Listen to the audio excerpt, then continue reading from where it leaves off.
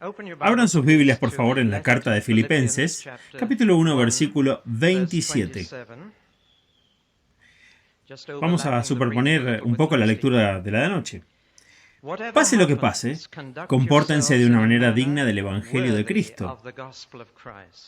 Así, ya sea que vaya a verlos o solo tenga noticias suyas en mi ausencia, sabré que se mantienen firmes en un mismo espíritu, luchando unánimes por la fe del Evangelio, sin ser intimidados en absoluto por quienes se oponen a ustedes. Esto es una señal a ellos de que serán destruidos, pero que ustedes serán salvos, y eso por Dios. Porque se les ha concedido por Cristo no solo creer en Él, sino también sufrir por Él, ya que están pasando por la misma lucha que vieron que yo tuve y que ahora sigo padeciendo. Si sienten algún estímulo por estar unidos a Cristo, si algún consuelo de su amor, si alguna comunión con el Espíritu, si alguna ternura y compasión, entonces completen mi gozo, teniendo un mismo sentir, un mismo amor, un mismo espíritu y un mismo propósito. No hagan nada por egoísmo ni vanidad, sino que con humildad consideran a los demás como superiores a ustedes mismos. Y cada uno debe velar no solo por sus propios intereses, sino también por lo de los demás. Su actitud debe ser la misma que la de Cristo Jesús, quien, siendo por naturaleza Dios, no consideró el ser igual a Dios como algo a que aferrarse, sino que se despojó a sí mismo, tomando la naturaleza de siervo, haciéndose semejante a los hombres. Y al presentarse como hombre, se humilló a sí mismo y se hizo obediente hasta la muerte, una muerte de cruz. Por lo tanto, Dios lo exaltó hasta lo sumo y le dio el nombre que está sobre todo nombre, para que ante el nombre de Jesús se doble toda rodilla, en los cielos, en la tierra y debajo de la tierra, y toda lengua confiese que Jesús es el Señor, para gloria de Dios Padre. Por lo tanto, mis queridos amigos, como siempre han obedecido, no solo en mi presencia, sino mucho más en mi ausencia, continúen trabajando por su salvación con temor y temblor, porque Dios es quien obra en ustedes, tanto el querer como el hacer, según su buen propósito.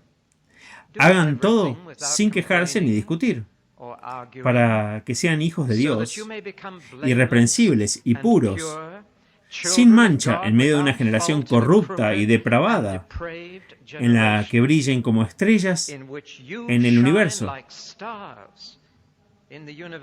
sosteniendo firmemente la palabra de vida, para que yo pueda gloriarme en el día de Cristo de que no he corrido ni trabajado en vano.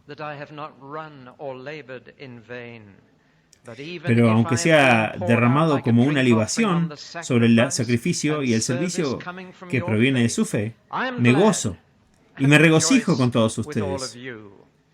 Así también ustedes deberían alegrarse y regocijarse conmigo. Ahora, quiero comenzar recordándoles que hemos estado leyendo una carta. Sé que se llama epístola en el lenguaje eclesiástico, pero es una carta. El Imperio Romano tenía un servicio de correos muy eficiente, pero había un inconveniente. Solo los funcionarios del gobierno podían usarlo. Y la gente común, como ustedes y yo, si queríamos enviar una carta, teníamos que encontrar un cartero. Y si enviábamos una carta a larga distancia, teníamos que encontrar un amigo que viajara cientos de kilómetros solo para llevarla. Así que no teníamos muchas postales navideñas en el mundo antiguo. Estamos pasándola genial, ojalá estuvieras aquí. Pero lo que escribes en una postal, había muy pocas de esas. Cuando escribían una carta en el mundo antiguo era por una razón muy importante. Y cuando sabías que alguien iba a viajar a algún lugar, aprovechabas para enviar una carta a tus familiares y amigos. Un hombre llamado Epafrodito regresaba a Filipos desde Roma Así que Pablo aprovechó la oportunidad para enviar una carta a los filipenses. Ellos le habían enviado un regalo de dinero, le habían enviado a Epafrodito como compañero cuando él estaba en arresto domiciliario, así que él enviaba esta carta como agradecimiento y enviaba a Epafrodito de regreso por una razón que descubrimos en un estudio posterior. Ahora bien, hay dos cosas que quiero decir sobre leer una carta. Primero, ¿no es increíble que Dios haya elegido cartas como medio para comunicarnos su verdad? Es increíble. No hay libros en el Antiguo Testamento que sean realmente cartas. Pero la mitad del Nuevo Testamento se compone de correspondencia. Eso es inusual y deberíamos detenernos y pensar y preguntarnos por qué eligió cartas Dios, que ninguna de ellas pretendía ser escritura. Pablo, cuando escribió a los Filipenses, no tenía la idea de que leeríamos su carta 2000 años después. Él simplemente lo escribía. Entonces, ¿por qué Dios eligió este medio inusual para comunicarnos la verdad eterna? Bueno, una carta es muy personal y la verdad de Dios es muy personal. Una carta es muy práctica y la verdad de Dios es muy práctica. Y una carta puede ser muy emocional y la verdad de Dios toca el corazón. Es mucho mejor que un libro lleno de conferencias. ¿No se alegran de que sean cartas y no conferencias? Y hay otra cosa que quiero decir sobre las cartas. Requieren ser leídas de una manera particular. Puedes leer una conferencia de una manera, pero no puedes leer una carta de la misma manera. Una carta es una cara de una situación. La correspondencia corresponde a una situación en el otro extremo. Y leer una carta es como escuchar una conversación telefónica cuando no puedes oír lo que se dice del otro lado. ¿Alguna vez se encuentran en esa situación e intentas reconstruir las cosas? Déjenme que se los explique. Aquí estoy en el teléfono móvil. Hola. Felicidades. Ya llegó. ¿Cuánto pesa? ¿Y de qué color es? ¿Es gasolina o diésel? ¿Se dan cuenta? Estaban imaginando la otra cara de la conversación y la mayoría se equivocaron. Pero intentaban reconstruirlo. Si escuchan a alguien por teléfono decir, debería ver a un abogado, ¿qué creen que está pasando? Podría ser cualquier cosa. Podría ser la ruptura de un matrimonio, podría ser el colapso de un negocio, podría ser un hombre al que han descubierto en un delito. O si escuchan a alguien por teléfono decir, ¿ya llegaron los resultados de la prueba? ¿Qué es? ¿Un examen escolar o un examen médico? Ahora bien, con una carta, tienen una cara de la correspondencia y tienen que adivinar la otra. Tienen que reconstruirla mentalmente. Y con algunas cartas es bastante fácil. Con otras epístolas es bastante difícil. Pero eso forma parte de esforzarse más por comprender la Biblia, como creo que es el título de mi seminario. Bueno, cuando leemos Filipenses, leemos entre líneas. Es muy importante leer una epístola. Por ejemplo, al leer una epístola, por ejemplo, en el capítulo 1, Pablo dice, no tienen por qué preocuparse por mí. ¿Qué significa eso? Significa que están preocupados por él. ¿Se dan cuenta? Leemos el reverso de la carta y los filipenses estaban preocupados por Pablo. Y él les responde diciendo que no se preocupen por él. En realidad dice, estoy más preocupado por ustedes. Así que responde en consonancia con lo que sucede en Filipos, a cientos de kilómetros de distancia. Al llegar al capítulo 2 vemos que enfatiza el tema de la unidad. Completen mi gozo al ser de un mismo sentir. Ahora leen el reverso. ¿Cuál es el reverso de esto? Simplemente que la preocupación de Pablo por los cristianos filipenses era que la desunión había comenzado a infiltrarse. Eso es leer al revés la carta. Y debemos hacer eso constantemente. Y como nuestro tema esta noche es la unidad en el Evangelio, debemos darnos cuenta de que nunca habríamos escuchado de esto si no hubiera desunión. Nunca habríamos escuchado lo que Pablo dijo sobre la cena del Señor si no se hubieran estado emborrachando en la mesa del Señor. En Corinto, ni siquiera habríamos tenido ese maravilloso capítulo sobre el amor en 1 Corintios 13 si no hubiese falta de amor en Corinto.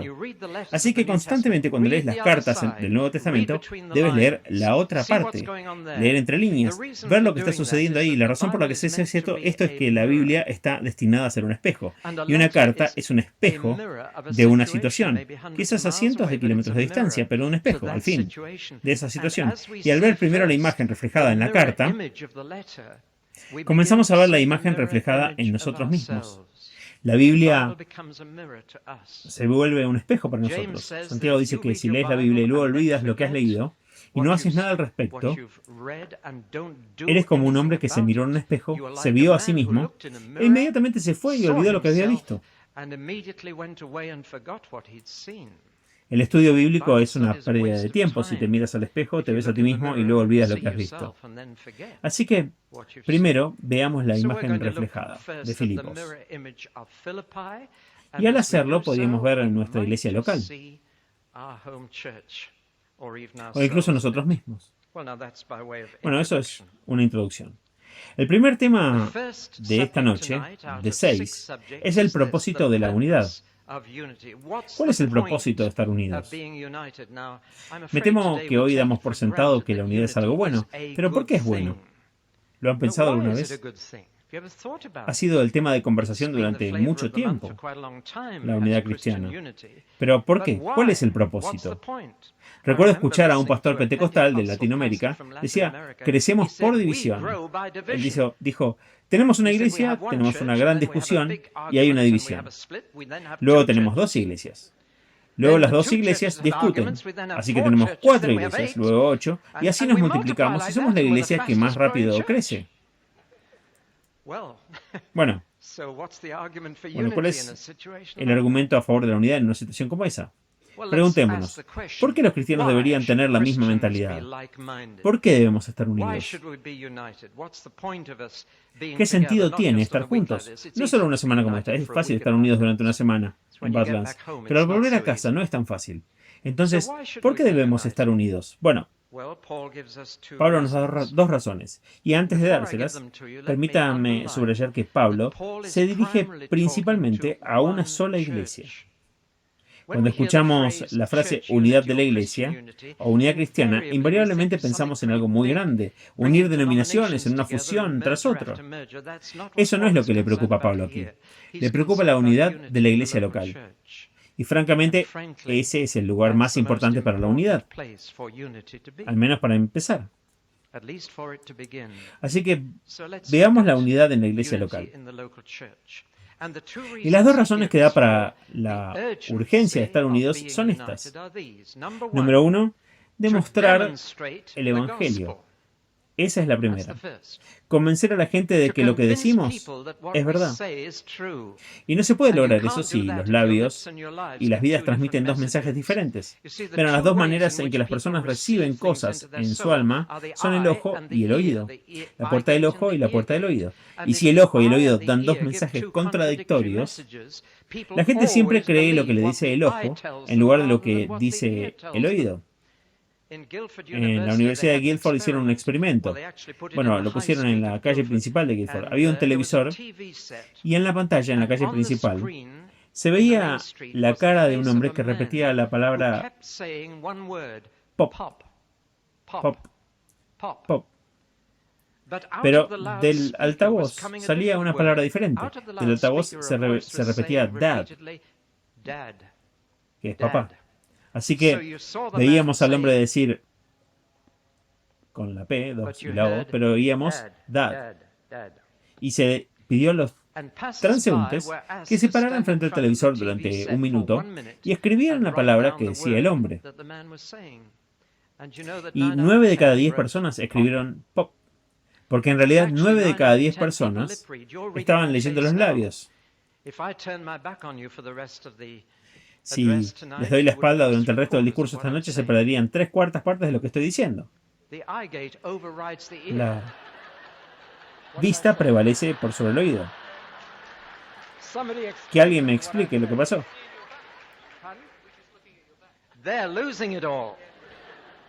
Estamos mirando tu espalda. Disculpe mi espalda, pero la parte delantera es peor.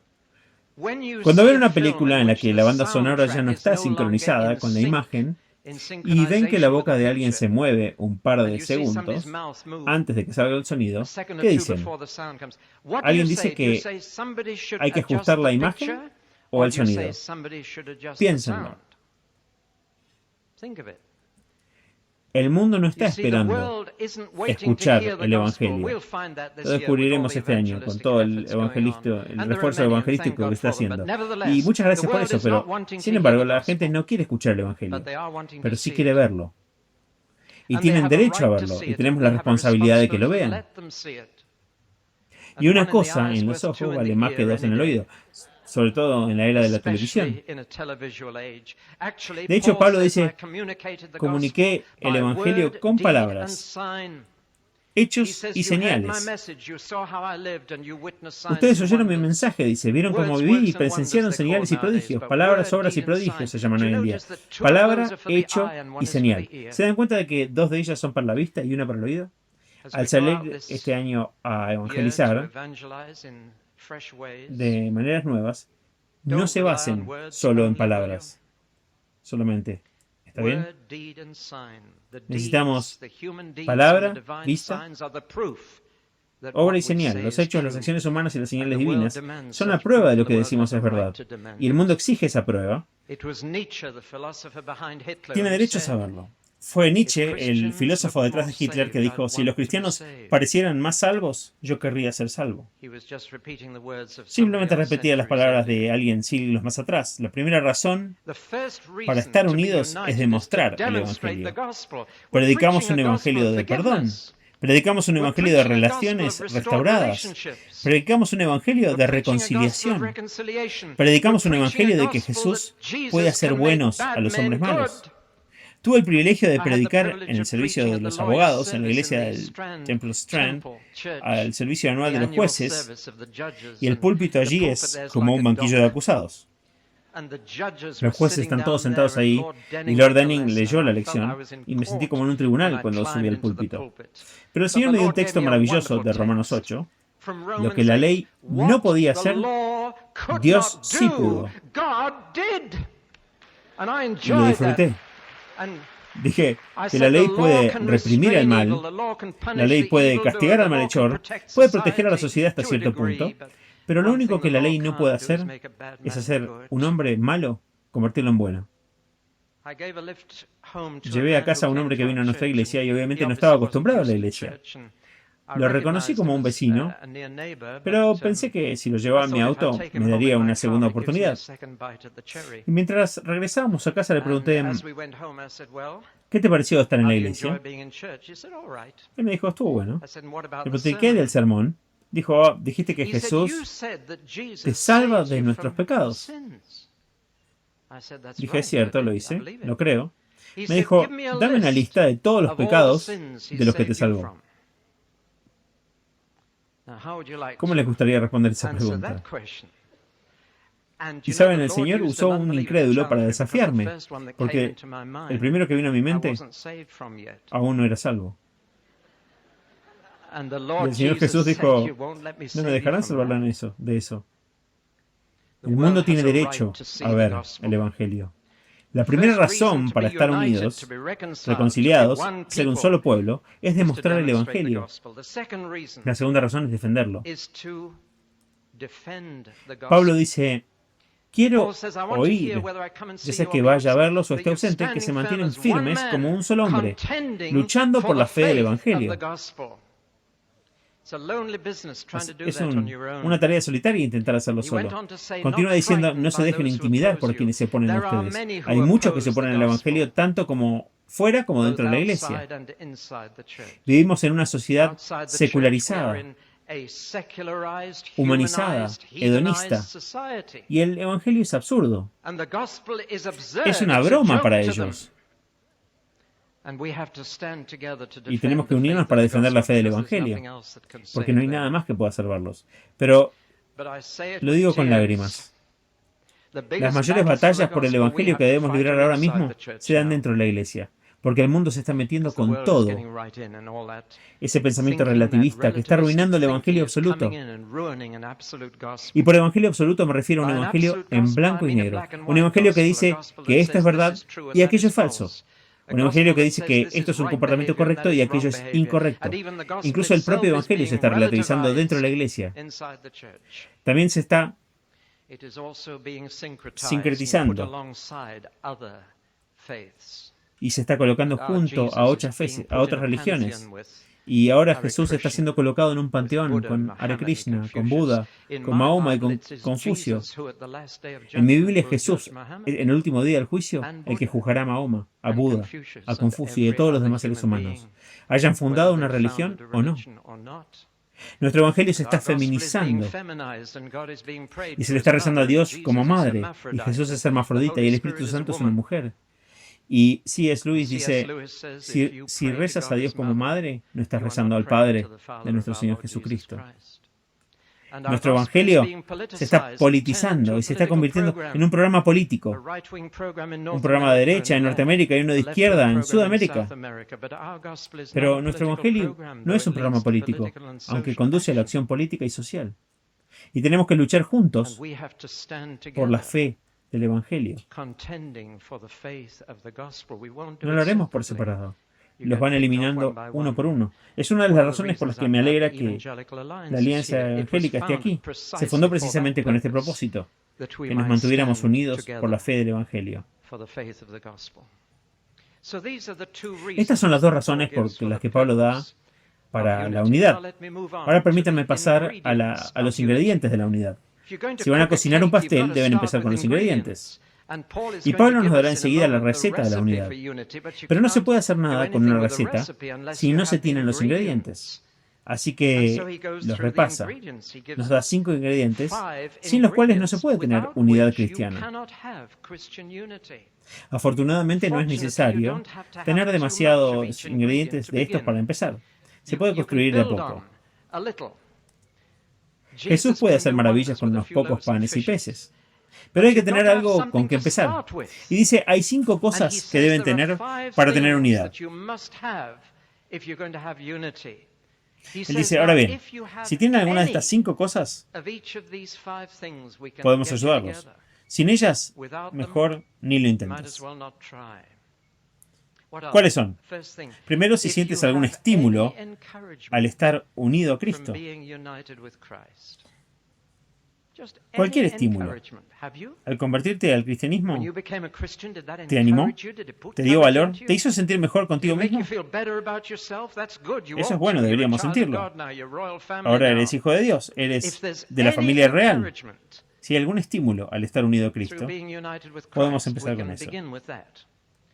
Segundo, si hay comunión con el Espíritu. Es fundamental no solo conocer a Jesús, sino tener y conocer personalmente al Espíritu Santo. ¿Conocen al Espíritu Santo personalmente? ¿Tienen comunión con el Espíritu Santo? Eso significa que tienes compañerismo con Él. ¿Lo encuentras haciendo cosas contigo y que tú puedes hacer cosas con Él? Entonces comencemos con eso, dice Pablo. Si hay algo de eso, podemos construir con eso. Lo tercero que dice es, perdón por haberlos desordenado, pero no importa. Si hay algún consuelo de amor, ¿lo han encontrado cuando no sabías a dónde recurrir? Cuando estabas desesperado, cuando te diste cuenta de que Dios te amaba. ¿No encontraste consuelo en eso? Entonces, podemos empezar con eso. 2 cosas más. Algo de ternura. ¿Saben si hay algo que he notado? Es que Jesús hace que la gente dura sea tierna. ¿Se han dado cuenta? Estaba en un avión camino a Berlín y sentado frente a mí había 2 indios Auca con dientes afilados y puntiagudos. Era su primera vez en un avión y se lo llevaba a un congreso de Berlín sobre evangelización. Esta señora que lo llevaba se llamaba Elizabeth Elliot, cuyo esposo había sido asesinado por estos hombres. Y ella tuvo que ser su madre, tuvo que llevarlos al baño en la parte trasera del avión y enseñarles a usarlo. Tuvo que enseñarles a comer la comida empaquetada que llegaba y a quitar las tapas de plástico. Nunca habían salido de la selva amazónica. Y la querida Elizabeth Elliot escribió un pequeño adelanto para mi libro, El liderazgo es masculino. Ese es el anuncio. Pero bueno, la forma en que trató a estos dos y me los presentó, y ¿saben? Cuando los miré a la cara, no vi los dientes afilados que habían comido carne humana. Vi a dos hombres en quienes confío para cuidar a mis hijos. La ternura en sus ojos. Siempre se notan los ojos, ¿verdad? Eran hombres tiernos. Eran los hombres que mataron a su esposo. Eran los hombres que mataron a sus enemigos y se los comían. Ahora eran tiernos. He conocido hombres adultos que nunca han llorado desde que eran niños. Cuando fueron bautizados en el Espíritu, las lágrimas fluyeron, así como así. Hay una ternura en el Espíritu.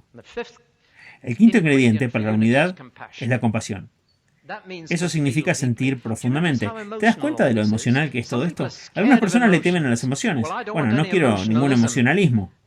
Pero si Dios no puede tocar tu emoción, tus emociones, entonces que Dios te ayude. Él toma este corazón de piedra. Él te da compasión. Bueno, ahí está. Si tienen alguna de estas 5 cosas, podemos construir la unidad cristiana. Pero sin ellas, de ninguna manera. Porque es la unidad cristiana que es algo bastante único. No se puede construir con personas que desconocen el aliento que se encuentra en Cristo, que desconocen la comunión del Espíritu, que desconocen el consuelo de amor de Dios, que desconocen la ternura y la compasión que solo Dios puede darte. Incluso después de que la vida te haya tratado tan mal que tu rostro y tu corazón estén duros como el granito. Ahora Pablo dice: si hay alguna de estas 5 cosas en Filipos, entonces complete mi gozo. Aquí hay un hombre en prisión, en juicio por su vida, posiblemente enfrentando la decapitación, y puede decir: soy casi completamente feliz. Solo hay un pequeño detalle que arruina mi felicidad. No están unidos. Complete mi gozo siendo de la misma mentalidad. Esa es la primera vez que introduce un concepto clave para toda la carta, el concepto de la mente. Toda esta carta gira en torno a la mente. Una mente llena de cosas amables, puras y de buen nombre. Una mente que es la mente de Cristo. Una mente que comparte la misma mentalidad con los demás. La unidad comienza en la mente. No comienza con experimentos ecuménicos organizados. Empieza en la mente. Todo está en la mente. Lo incorrecto en la mente no puede tener unidad. Por eso dice: completen mi alegría. El tercer asunto de hoy es la meta de la unidad, y puedo abordarlo rápidamente. Es la meta de ser de una misma mente, un mismo corazón y una misma voluntad. Eso abarca cada aspecto de nuestra personalidad. Él dice: quiero que tengan el mismo sentir, un mismo amor y un mismo espíritu y propósito. Esa es una unidad de corazón, mente y voluntad. Esa es exactamente la unidad que Jesús tenía con su Padre. Era una unidad invisible, no se podía ver la unidad, pero había una unidad ahí. Cuando su mente y la del Padre se expresaban, decían lo mismo. Cuando Jesús se enojaba, ese era el Padre también enojado. Cuando Jesús sintió compasión, esa era la compasión del Padre. Y la compasión de Jesús estaba tan unida a la del Padre que incluso bajo la mayor presión fue tentado a no hacer la voluntad del Padre. Y finalmente, con sudorosas gotas de sangre en la frente, dijo: Padre, no se haga mi voluntad, sino la tuya. Y esa es la unidad que oró por nosotros la noche antes de morir. Padre, que sean uno como nosotros. ¿Y cómo son uno? Una mente, un corazón, una voluntad. Así es exactamente como Pablo define aquí el objetivo de la unidad. Que tengan un mismo sentir, un mismo amor, un mismo propósito y espíritu. Pasemos ahora a los obstáculos para la unidad. Mi cuarto tema esta noche, los obstáculos para la unidad. Y hay dos y son sorprendentes. El primero es la autoimportancia. Y el segundo, el interés propio. Estos son los dos obstáculos. Ambos están en la mente. Puede que nunca se expresen con palabras ni hechos, pero el pensamiento es el obstáculo para la unidad.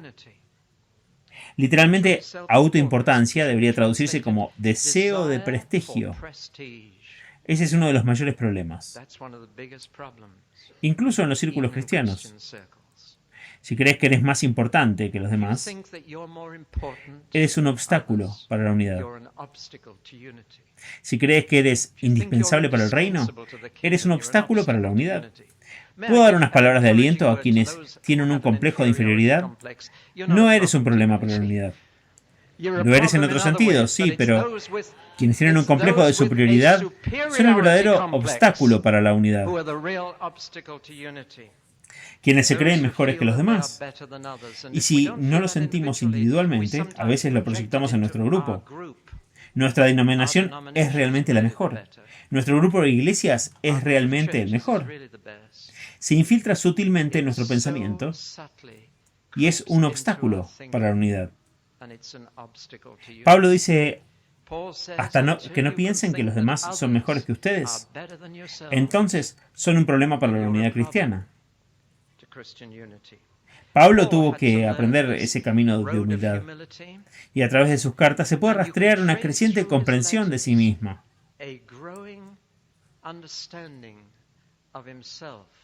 En sus primeras cartas se llamó a sí mismo el jefe de los apóstoles. En su mediana edad se autodenominó el mayor de los santos. Perdón, el menor de los apóstoles. Y luego el menor de los santos. Pero al final de su ministerio, en su última carta, soy el mayor de los pecadores. Observen el descenso. El menor de los apóstoles, el menor de los santos, el mayor de los pecadores. Y lo decía en serio. Una vez me desafiaron con un poema encantador. Dice así: una vez, en un arrebato de santidad, lloré con desesperada pena. Oh Señor, mi corazón está negro por la maldad de los pecadores. Yo soy el jefe de ellos. Entonces, un ángel guardián se inclinó y me susurró desde atrás: vanidad, hombrecito, no eres nada de eso. Y hay una falsa modestia que es una especie de orgullo invertido. Pero la humildad genuina es el ingrediente esencial de la humildad. No se puede tener unidad sin humildad. Es simplemente imposible. El otro obstáculo para la unidad, menciona Pablo, es el interés propio. Cuidar de uno mismo. Vivir por tus derechos. Si no cuidas de ti mismo, ¿quién lo va a hacer?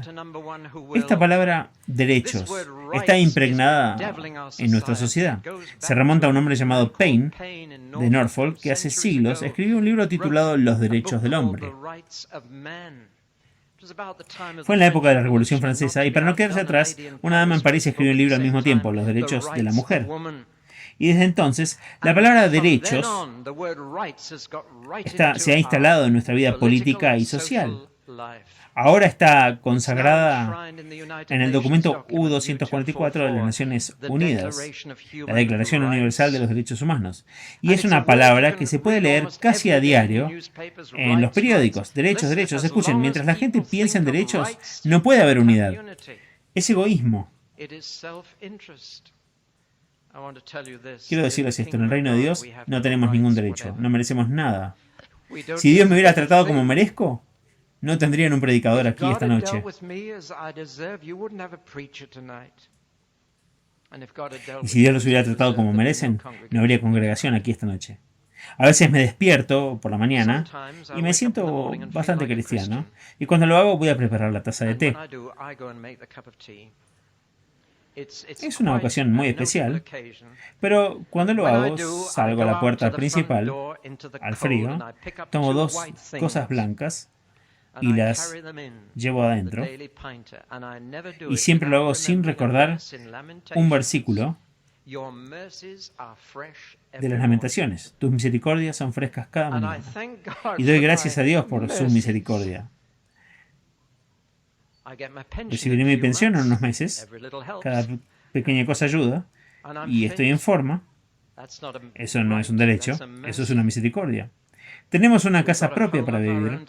Eso no es un derecho. Es una misericordia. Tengo suficiente trabajo para hacer. No es derecho, es misericordia. Su misericordia son frescas cada mañana. Tan pronto como piensas en tus derechos, es un obstáculo para la unidad. Interés propio. El mundo está haciendo esto todo el tiempo, pero el reino de Dios no tiene derechos. ¿Qué está diciendo Pablo? Está diciendo que en la mente la humildad es el ingrediente esencial de la unidad. Y en la mente, el orgullo, sea cual sea la forma que tome, es la barrera más grande. Y así llega lo que quiero llamar el secreto de la unidad. Quizás es uno de los pasajes más hermosos de todo el Nuevo Testamento y probablemente el más conocido de Filipenses. Ya sea que se lee tantas veces y comienza, tengan esta mente. Y ahí está la palabra. Tengan esta mente en ustedes, que también estuvo en Cristo Jesús. Debo decirles que esta afirmación en particular es una de las más difíciles de traducir y comprender en el Nuevo Testamento. Y aunque no quiero confundirlos, debo decirles que ¿qué es lo difícil? Parece una afirmación simple. Parece como si debiera intentar imitar la forma de pensar de Jesús. Es una lectura simple, pero no es tan simple. Para empezar, la palabra ustedes es plural.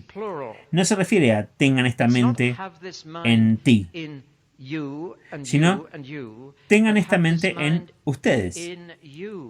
Y esa es una frase diferente. Es la misma frase que Jesús usó cuando dijo, el reino de Dios está en ustedes. No se refería a dentro de cada uno de ustedes. Se traduce mejor entre ustedes. El reino de Dios está entre ustedes. El reino de Dios está con ustedes. Y esto es tener esta mentalidad en medio de ustedes. Tengan esa mentalidad entre ustedes. Este es un ángulo bastante diferente, ¿no? Pero es la segunda mitad de la oración la que es más difícil, porque no tiene verbo. Y por lo tanto, la mayoría de las traducciones tienen que inventar un verbo que tenga sentido. Dice literalmente, tengan esta mentalidad entre ustedes que en Cristo Jesús. Y no hay verbo. Así que generalmente se añade el verbo que estaba en Cristo Jesús o que está en Cristo Jesús. Creo que eso es un error y que varios eruditos mejores que yo podría haber dicho lo mismo. Dicen que debemos entender el verbo implícito que tienen en Cristo Jesús. No es algo que deban intentar conseguir. Ya lo tienen. Tengan entre ustedes esta mentalidad que tienen en Cristo Jesús. Que ya tienen. En otras palabras, ya tienen su mentalidad. Permitan que afecte sus emociones. No intenten tener su mentalidad. Ya la tienen. Úsenla. Recuerdo algo que dijo Watchman Nee en ese libro tan útil, La vida cristiana normal. Allí contaba que una mujer se le acercó una vez y le dijo, Pastor Nee, soy muy impaciente con mis hijos. ¿Podría orar para que tenga más paciencia con ellos? Porque siento que es un mal testimonio para mis vecinos. Y él respondió, no voy a orar por eso, porque nunca tendrás más paciencia con tus hijos de la que ya tienes ahora. Y añadió, voy a orar para que permitas que la paciencia de Jesús toque a tus hijos a través de ustedes. Esa resultó ser la solución al problema. Ella estaba diciendo, no tengan esta paciencia que estaba en Jesús, sino que dice, tengan esa paciencia que ya tienen en Cristo con sus hijos. Es suya, pero no dejen que Él gobierne sus relaciones. Su mente domina cuando los niños hacen un desastre. Su mente domina cuando los irritan, en lugar de dejar que la mente de Jesús tome el control. Ese es el significado de esta afirmación, que la mente de Jesús tome el lugar. Y ahora viene esta hermosa declaración sobre la mente de Jesús. Aclaremos bien la palabra mente. No significa cerebro. no significa inteligencia, no tiene nada que ver con el coeficiente intelectual. De hecho, cuanto más alto sea el coeficiente, más difícil será la unidad si se tiene una mente propia. No es fácil llevarse bien con las personas brillantes. Entonces, ¿qué significa tener la mente de Jesús? Bueno, a menudo usamos la palabra mente sin referirnos a la inteligencia. Por ejemplo, decimos, tengo una buena mente para... Ese es el significado aquí. Yo también tengo una buena mente. Esa es tu intención, es tu actitud. O una señora le dijo a una amiga sobre su esposo, le acabo de decir lo que pensaba. Y mi amiga le preguntó, ¿estás segura de que puedes permitirte una ofrenda tan generosa? Lo cual reveló su mente. ¿Ven qué es la mente? Es el estado mental, es tu mentalidad. Y tu mente se revela en tus decisiones. En tus decisiones. Cada vez que tomas una decisión, revelas tu mentalidad. Mi abuelo, que era pastor, evangelista, murió cuando yo tenía 4 años, así que apenas lo conocí. Solo recuerdo un hombre con una barba exactamente así, y la gente me dice que me parezco a él. Pero eso es todo lo que recuerdo. Pero he oído tantas cosas bonitas de ese hombre, que me alegro de tener su sangre en mis venas, o su ADN en mis genes, lo que sea que es hoy en día. Les cuento una anécdota. Alguien me contó que cada vez que le daban un frutero, frutas, las inspeccionaba cuidadosamente y si había una manzana magullada o un plátano que se estaba poniendo marrón, por un extremo, siempre tomaba esa fruta. Y alguien le dijo una vez, ¿por qué siempre tomas la fruta mala? Y él respondió, porque si no lo hago yo, otro lo va a tomar. Ese era mi abuelo. ¿Qué mente? Tenía la intención de evitar que otros recibieran la fruta mala. Es algo simple, pero esa decisión revelaba su mente. Ahora veamos la decisión de Jesús. Llegamos a este pasaje incomparable que debería estar impreso en su Biblia como poesía, porque es pura poesía. Pablo se explaya aquí. Aquí hay 6 versos de 3 líneas cada uno. Y muchos eruditos, desafortunadamente, lo han sacado de su contexto y lo han traído por separado. Y quiero mencionar los 2 grandes errores que han cometido los comentaristas y que algunos predicadores a veces cometen al sacar este poema de su contexto y tratarlo como una unidad en sí mismo. El primer error que se ha cometido es tratarlo como una composición litúrgica, como un himno, como una canción. Y luego debaten si Pablo está citando un himno de la iglesia primitiva o si lo compuso él o surgió espontáneamente. Y se han derramado litros de tinta discutiendo esto. Este poema, incluso cuántos versos tiene, cuántas estrofas, cuál es la métrica y cuál es la estructura. Y no entienden la idea. No es una declaración litúrgica. Pablo se explaya líricamente, pero cuando habla con el corazón a menudo se vuelve bastante poético. ¿Ustedes también? Cuando hablan con el corazón a menudo se vuelve bastante poético. 1. En las cartas de cumpleaños y San Valentín no hay una declaración proactiva dentro. Siempre hay un poema porque la poesía es el lenguaje del corazón y el corazón de Pablo es el que habla acá. No su cabeza, su corazón habla de su amado Cristo. Pero no es liturgia. El otro error es mucho mayor. Quienes sacan este poema de su contexto asumen que es una declaración teológica e incluso han producido herejías a partir de esto. Han notado las palabras igual a Dios y luego la palabra despojado de sí mismo y han tomado estas 2 palabras, igual y despojado, y han creado toda una teología de ellas llamada la teoría sinótica de la persona de Cristo, a partir de la palabra griega kenosis, que significa vaciado, y lo han hecho debatiendo cuánto de Dios dejó atrás cuando se hizo hombre. En otras palabras, cuánto Dios era Jesús cuando estuvo en la tierra.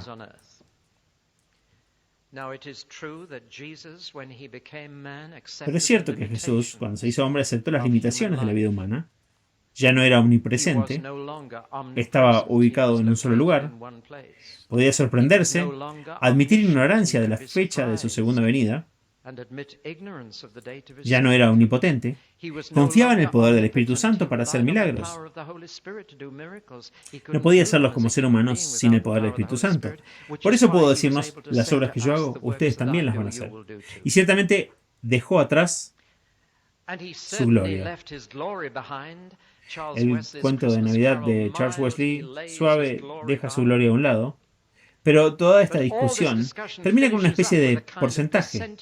Adivina cuánto era Jesús por ciento cuando estuvo en la tierra y llegan un 40, 50, 60. Escuchen, esto no dice que dejó de ser Dios. Cuando se hizo hombre, siguió siendo completamente Dios y se hizo completamente hombre. Esta no es una declaración sobre la naturaleza de Dios, es una declaración sobre sus decisiones. Sus decisiones revelan su mente. Así que dejemos de lado los argumentos médicos y teológicos y litúrgicos de este pasaje. Leámoslo con el corazón, con el espíritu con el que Pablo nos lo presentaba. Él decía que Cristo Jesús, siendo en forma de Dios, no consideró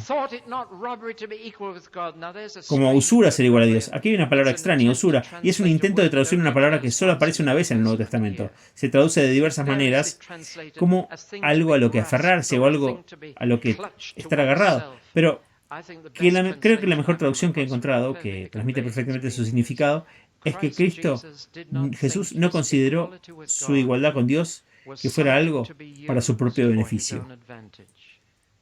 ¿No es una traducción hermosa? Él no se jactó de su posición. No vio su posición como algo para engrandecerse, aunque era igual a Dios.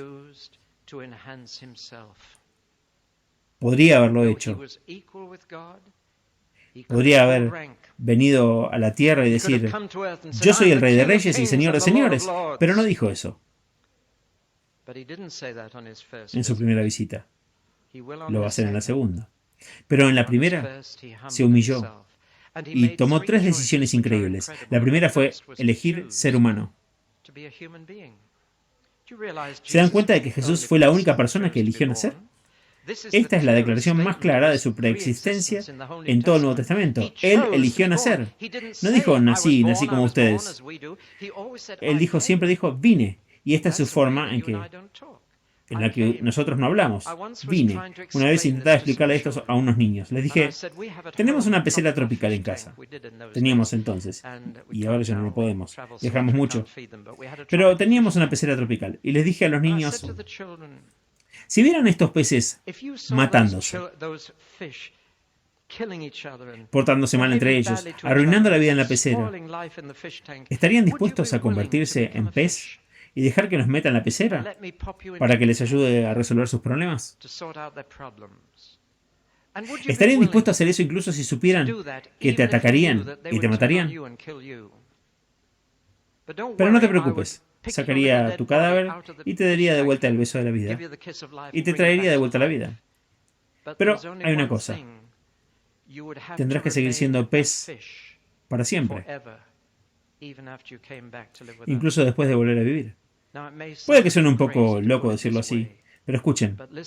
Jesús no se hizo humano durante 33 años. Se hizo humano para siempre. Sigue siendo humano. Solo hay un mediador entre Dios y los hombres, Jesucristo hombre. Es una herejía pensar que solo se hizo hombre por unos años. Decidió hacerse humano como yo para siempre. Hay un hombre controlando el universo esta noche. Un ser humano. Y esa fue su primera elección. Ahora, suponiendo que eligieras nacer y pudieras elegir a tus padres, que es lo que hizo Jesús, y pudieras elegir el nivel social al que llegarías, podrías elegir la casa en la que nacerías. ¿Qué tipo de situación elegirías? Bueno, sabemos la respuesta porque la mayoría de la gente aquí tiene la mejor casa que puede hipotecar. Nosotros conseguimos lo mejor que podemos permitirnos. ¿Qué eligió Jesús? Él eligió a un carpintero como su padre y a una mujer joven, hebrea de 15 años, llamada Miriam. como su madre. Y nació en una situación que no elegirías para la llegada de tu hijo al mundo. Un establo maloliente. Y Jesús eligió todo eso. Recuerden que Él tenía la opción que nosotros nunca tuvimos, e incluso durante su vida eligió la forma de un sirviente. ¿Saben que en el orden jerárquico de abajo en aquellos días tenían un orden muy estricto de esclavos? El segundo esclavo de abajo solía desatar los zapatos y el esclavo de abajo de todo tenía que lavar los pies. Porque en esos caminos polvorientos, en el clima cálido, tus pies se ensucian y huelen mal. Y no te sientas en una silla cuando comes y escondes tus pies debajo de la mesa. Te recuestas sobre tu codo izquierdo y tus pies están junto a la cara del siguiente persona. Por lo tanto, es muy importante tener los pies lavados antes de sentarte a comer. Y Juan el Bautista dijo de Jesús: yo no soy digno de desatar sus zapatos, no soy digno de ser el segundo esclavo. De más abajo, y Jesús, en la última noche de su vida, sabiendo que todo estaba en sus manos, tomó una toalla y les lavó los pies malolientes. Esa es su mente. Así piensa. Y por si fuera poco, a la temprana edad de 33 años eligió morir. Y morir en la forma más humillante, a pesar de todas las imágenes que hayan visto. Un hombre crucificado era colgado totalmente desnudo, sin siquiera un taparrabos, y fue clavado como una mariposa a una tabla y abandonado ahí. Normalmente un hombre tardaba de 2 a 7 días en morir y se marchitaba lentamente, y murió ante la mirada pública. Y él eligió eso. Ustedes nunca elegirían eso. Nunca. Pero esa era su mente. Perdonen esta ilustración. Algunos de ustedes pueden encontrarla irreverente. Yo no. Quiero hablarles de un perro pastor. Teníamos un cole galés y me encantaba salir con el perro. De hecho, tuvimos uno durante 13 años cuando era pastor. Me gustaba ver el programa Un hombre y su perro. Mi esposa se reía porque me sentaba en el borde de la silla y le decía: salta, salta, vas a perder la oveja. Y podía ver al perro perdiendo una oveja. Y en una de esas competiciones, el perro que ganó el segundo premio, la copa de plata, el entrevistador, Phil Drabble, le dijo al pastor: tengo entendido que su perro tiene una prótesis de cadera de plástico en la pata trasera. El pastor dijo: sí. El veterinario tuvo que ponérsela y estuvo tumbado en la mesa de la cocina durante 2 meses mientras su pata mejoraba. Phil Drabble dijo: es increíble que ese perro pueda correr y saltar tan bien como cualquier otro. Sí, dijo, se ha recuperado bien. Y Phil Drabble le dijo: bueno, nunca he oído hablar de un perro que necesitara una articulación de cadera de plástico. ¿Por qué? ¿Qué le pasó? Y el pastor empezó a llorar. Dijo: estaba en el corral y el perro estaba conmigo y le dije: échate, quédate ahí. Y el perro se echó y se quedó quieto. Pero el perro me miraba y miraba detrás del granero y me miraba y miraba detrás del granero e intentaba decirme algo. Pero yo no entendía el mensaje. Él dijo que el perro veía un tractor enorme detrás del granero que venía directamente hacia él. Y él dijo: yo no lo vi. Y dijo que el perro seguía mirando. Me miraba fijamente, pero dijo, se quedó ahí y dejó que el tractor le pasara justo por encima de la pata trasera. Y él dijo: haría cualquier cosa por ese perro. Y al mirar el rostro del pastor, puede que esto les parezca irreverente. A mí no. Vi el rostro del padre el día que murió su hijo. Y él dijo: hijo, quédate ahí. No fueron los clavos los que mantuvieron a Jesús en la cruz. Fue su padre que le dijo: quédate ahí. Quédate ahí, hasta que el padre dijo: es suficiente, hijo. Y con alivio él exclamó: consumado es. Se acabó. Entonces él se volvió obediente hasta la muerte. Por lo cual Dios lo exaltó hasta lo sumo y le dio un nombre que es sobre todo nombre, para que en el nombre de Jesús se doble toda rodilla y toda lengua confiese que Jesucristo es el Señor, para gloria de Dios Padre. Ese es el secreto de la unidad. Tengan entre ustedes este sentir que ya tienen en Cristo Jesús. Y se encendió la luz roja. Voy a terminar aquí. Vamos a continuar el martes, por la noche. Tengan en ustedes, entre ustedes, ese sentir que ya tienen en Cristo Jesús. Amén.